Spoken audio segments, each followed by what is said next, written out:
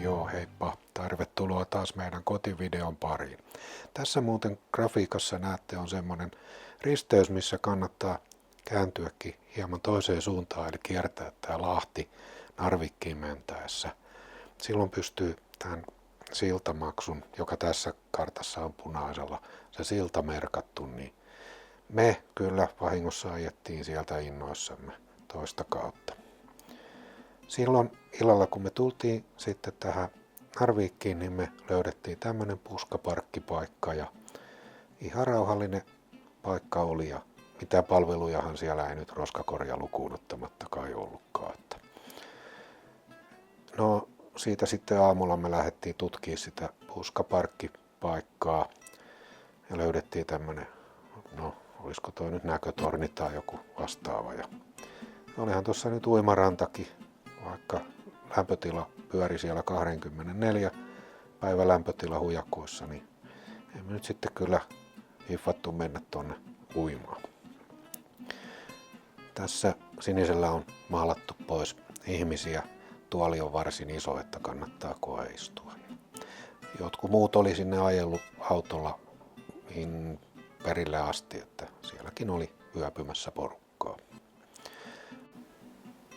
Joo, ja näiden uimarantaseikkailujen jälkeen sitten suunnattiin sinne Narvikin keskustaan. Sieltä me löydettiin keskeltä kaupunkia maksullinen parkkipaikka, mihin auto jätettiin. Ja sitten ei kun ne muutamat hassut nähtävyydet katsomaan. Kaupunkihan ei kauhean isoa. Taitaa olla joku 20 000 asukasta. Yritettiin siinä sitten vielä lounaspaikkaakin löytää, mutta maanantai kun oli sitten ravintolat vähän huonommin auki. Täällä Kalahallissa nyt olisi ollut sitten joku ravintola, mutta maanantai ilmiö meille tuli siinä. Sitten siinä keskustan kauppakeskuksessa hampurilaiset nautittiin.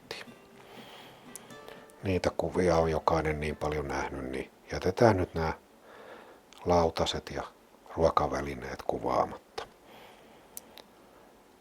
Ja Narvikin sotamuseo on sitten yksi sellainen paikka, mihin kyllä kannattaa mennä. Että aika hyvin, kun en terminologiaa ymmärrä tuosta militaripuolesta tuolla Lontoon kielellä, niin ymmärsin sitten Google-kääntäjää ja sen valokuvaominaisuutta käyttää, kun siellä jokaisen nähtävyyden kohdalla on opastaulu. Ja motoristi kun olen, niin pakkohan se oli kuvata nämä kaksi venttiilipemarit tästä kuviin. Tuota nyt en kyllä tiedä alkuunkaan mikä laite se on, mutta oli kovin teknisen näköinen. Ja paljon se kertoi niin kuin siitä Narvikin niin kuin sotahistoriasta, että enempi sitten oli jätetty ne muun valtakunnan sotahistoria-asiat sitten niiden omien paikkakuntien museoille. No meidän tapana on kyllä kierrellä näitä kirkkoja ja käytään sitten katsomassa se kirkkokin. Ja sitten taas filmintekijä kuviin.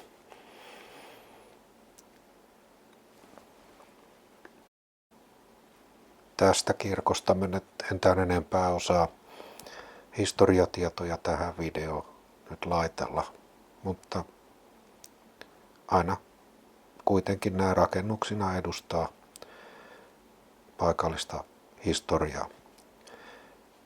Ja sitten tämä yksi nähtävyys on tietysti tämä gondolihissillä sinne vuoren päälle meneminen. Ja mä laitan tässä nyt pyörimään, näette vähän tätä pientaloasutusta ja arkkitehtuuria sitten Narvikista.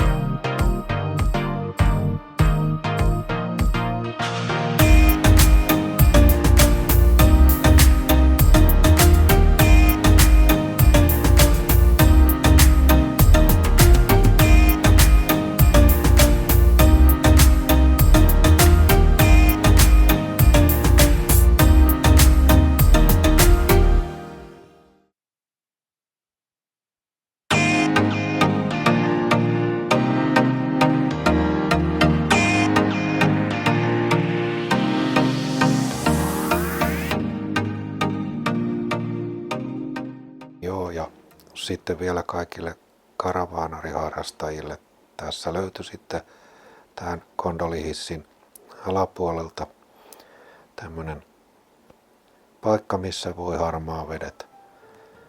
harmaavedet laskea pois ja vesipiste.